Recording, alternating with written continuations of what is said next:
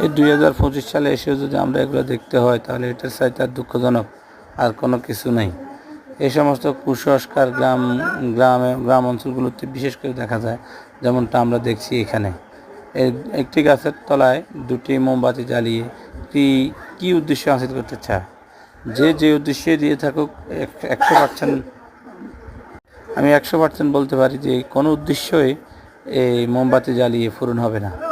এই গাছের নিচে মোমবাতি জ্বালিয়ে আপনার কোনো ন্যায় উদ্দেশ্য হোক, সৎ উদ্দেশ্য হোক, অথবা যে উদ্দেশ্যই হোক, সেটা কোনোভাবে কোনো দিনও পূরণ হবে না। এগুলো থেকে আমাদেরকে বেরিয়ে আসতে হবে। এগুলা শুধুই কুসংস্কার। তো যে যেখানে থেকে দেখছেন সবাই ভিডিওটিকে একটু সাপোর্ট করবেন, যাতে এই সমস্ত কুসংস্কার থেকে মানুষ বেরিয়ে আসতে পারে। এবং শুধু এই অর্থদণ্ডের কোনো মানি হয় না। সবাইকে ধন্যবাদ। আসসালামু আলাইকুম।